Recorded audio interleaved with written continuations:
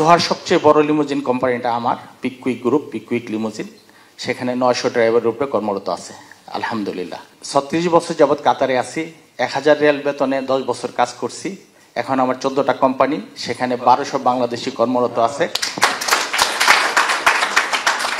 দোহার সবচেয়ে বড় লিমুজিন কোম্পানিটা আমার পিকুইক গ্রুপ, পিকুইক লিমুজিন। সেখানে 900 ড্রাইভারের উপরে কর্মরত আছে আলহামদুলিল্লাহ। আমি প্রবাসীদেরকে নিয়ে 2-4টা কথা বলবো। প্রবাসীদেরকে এয়ারপোর্টে আরেকটু সুযোগ সুবিধা করে দেওয়া, যেভাবে নাকি আমরা পরিবার নিয়ে যারা যাই তাদের জন্য আলাদা একটা লাইন যাতে থাকে, এবং হয়রানি বন্ধ করা। প্রায় আমরা খবরে দেখি ব্যাগগুলো কাটা হয় এবং প্রবাসীদের গায়ে হাত পর্যন্ত তোলা হয়। এই জিনিসগুলো থেকে যাতে স্যার আমাদের প্রবাসীরা আরেকটু রিল্যাক্স হতে পারে, মনের খুশিতে দেশে প্রবেশ করলেন, এই খুশিটা যেন অনুভব করতে পারেন।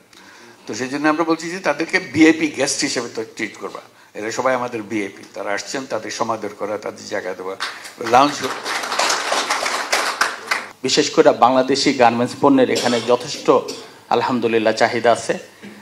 আমাদের পার্শ্ববর্তী দেশগুলো থেকে কার্গোতে মাল আনার ব্যাপারে প্রাইসটা অত্যন্ত কম। যেহেতু আমাদের বহু মাল আসবে এখন, আমরা যেহেতু অর্থনীতিকে সচল করেছি, আরো উদ্যোগী করেছি, এগুলো যেন সরাসরি আমরা পাঠাতে পারি। শুধু ঢাকা বিমানবন্দর না, আমরা সিলেট বিমানবন্দরটাকে আরো এটাকে একেবারে ডেডিকেটেড করা হবে, যে মাল পরিবহনের দায়িত্ব, বড় দায়িত্ব, তারপর প্যাসেঞ্জারের দায়িত্ব। 1 নম্বর দায়িত্ব হলো মাল পরিবহন। চট্টগ্রামকেও সেটা করা হচ্ছে, যে ওখানে মাল পরিবহনটা আগে প্যাসেঞ্জার নিয়ে ব্যস্ত, মালের দিকে খেয়াল করতো না। এটা যেন এটা অপাঙ্ক্তীয় একটা জিনিস। আমরা বলছি যে না, সেটা খুবই গুরুত্বপূর্ণ, কারণ আমাদের পুরো অর্থনীতি চলতেছে, কত মাল আমরা পাঠাতে পারলাম, কত সস্তায় পাঠাতে পারলাম।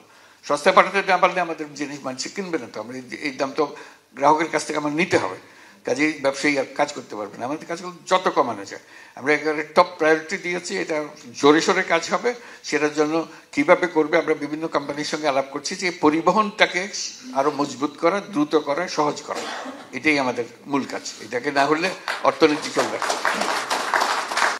আমরা কাজ করতে শুরু করছি, এবং স্যার একজন উপদেষ্টাকে দায়িত্ব দিয়েছেন, আমাদের বাণিজ্য উপদেষ্টা শেখ বশিরউদ্দিন, ওনাকে দায়িত্ব দেওয়া।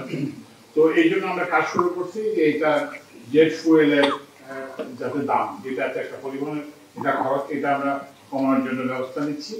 তারপরে হচ্ছে যে ওই যে ওদের সিভিল বিভিন্ন চার্জেস আছে, বিমানের বিভিন্ন চার্জেস আছে, সেগুলো আমরা রিভিউ করার ব্যবস্থা নিচ্ছি।